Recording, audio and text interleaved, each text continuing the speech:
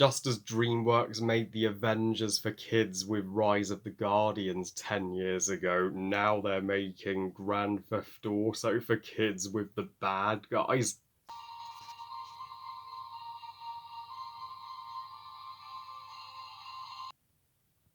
Listen when I tell you there's more than meets the eye. So take a closer look to find a real good guy. We're not the bad guys. We're the good guys. The Bad Guys, directed by Pierre Pefferel, and is the 43rd DreamWorks movie overall, based on the book, which I had no idea existed until this movie came along. So The Bad Guys tells the story of a family of the most wanted criminals in their city, who call themselves the Bad Guys, the titular characters of the movie. A team that consists of Mr. Wolf, voiced by Sam Rockwell, and Miss Tarantula, voiced by Aquafina, Mr. Piranha, Mr. Snake, and Mr. Shark, and they are one day approached by the devious evil hamster Rupert Marmalade into getting them to do good deeds publicly, but in reality, Rupert is betraying them. So it's up to the bad guys and the help of the governess, Diane Fox, to show the sissy that the bad guys are really not all bad.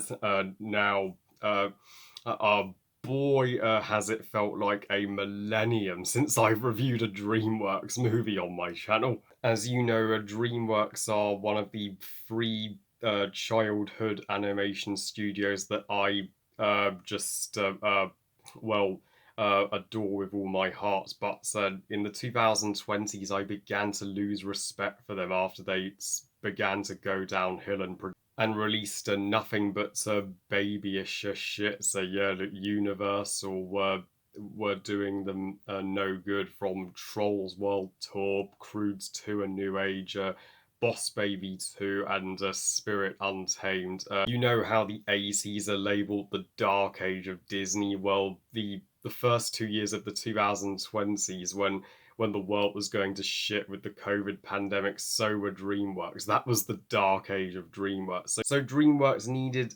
something to return them to form. It doesn't need to be a great movie. At least have a good movie in this decade, please. And thankfully, The Bad Guys is their first good movie of the 2020s. And the first great movie they've made since How to Train Your Dragon 3: The Hidden World and Abominable back in 2019. It took 3 years, but we are finally here.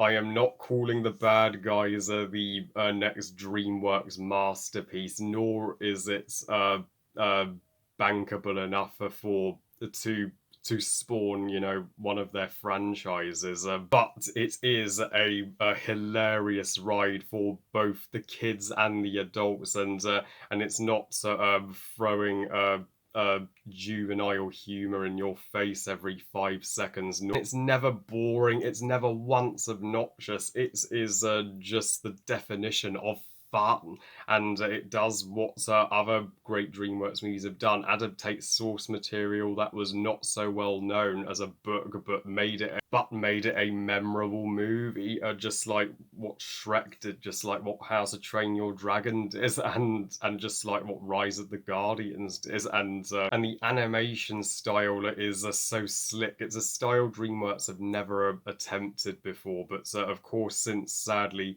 a lot of their movies have bombed, they've had to lower the budgets of their movies, and you can see that with The Bad Guys. But Puss in Boots 2: The Last Wish, that kitty litter that is released in December, looks way cheaper than this does. I mean, that they made the animation look like a comic book, and it totally, I dug the style, and this it is not the first time that DreamWorks have actually done a group of protagonists who may not come across as the most likable of protagonists to begin with. They made an ogre, the protagonist of Shrek, more lovable than any Prince Charming ever could be, and the bad guys are a radcag group of criminals going around committing heists. I mean, how can you possibly love them? Yet we do, because they totally look out for one another, even though they are, uh,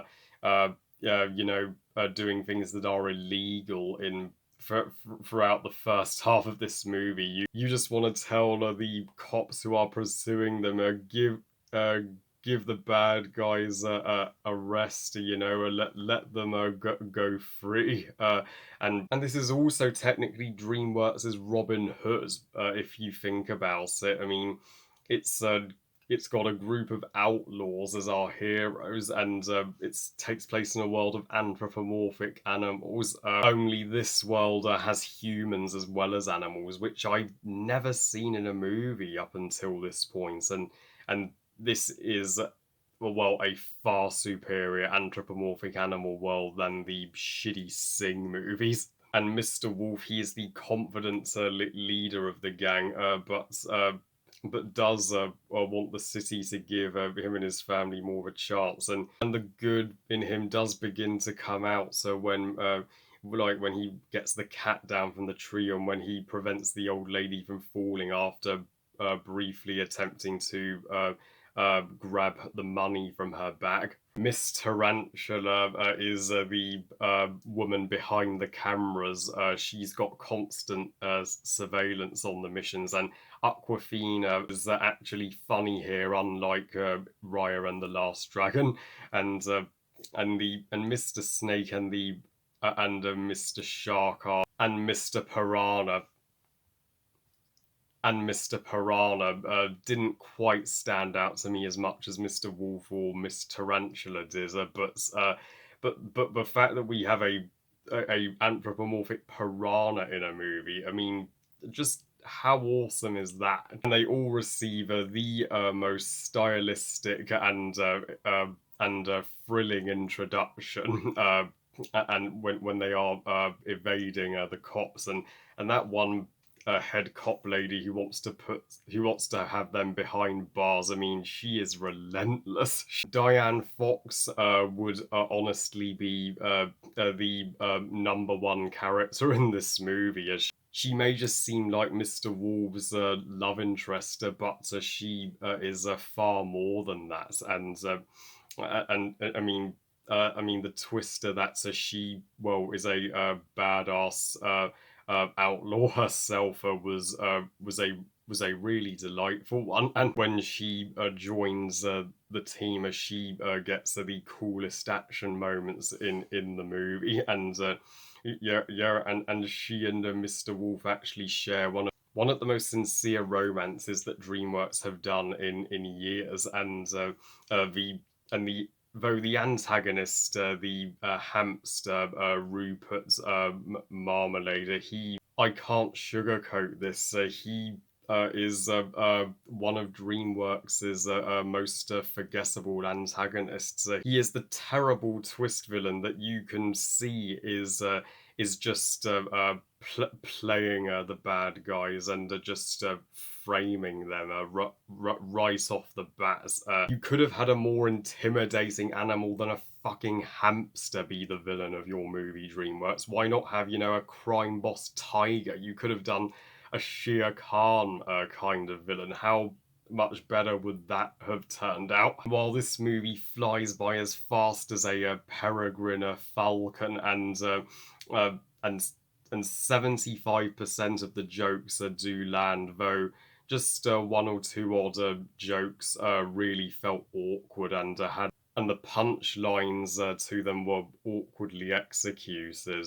I think if they had taken out just some of the jokes, and not had the movie try overly harder to be funny, then the jokes that did land would have landed even more. Perhaps they could have replaced the weaker jokes with well, more heartfelt moments.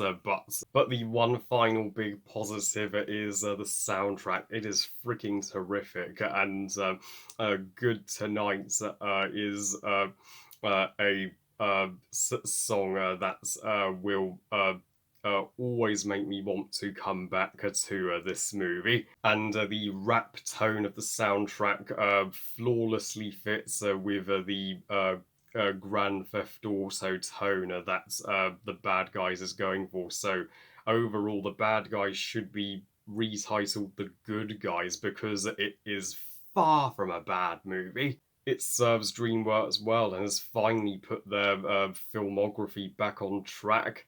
I give The Bad Guys 4 stars out of 5. Great movie.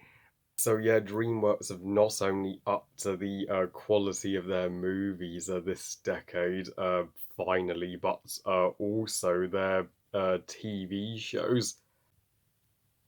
Acta! Yes, Kung Fu Panda is back with a bang, and I cannot wait to review that show of pure awesomeness. Oh, well, I love you guys. Thank you for watching. I hope you guys enjoyed this review. What are your thoughts on The Bad Guys? Are you with me and agree it is by a long shot the best DreamWorks movie released in the 2020s? Or didn't it quite do it for you? Please comment and let me know. Please like this video and subscribe. Please follow on Twitter and on Instagram. And I'll see you next time when I have part 9 of my Detroit Become Human playthrough for you. And remember, movies are us. Bye, guys.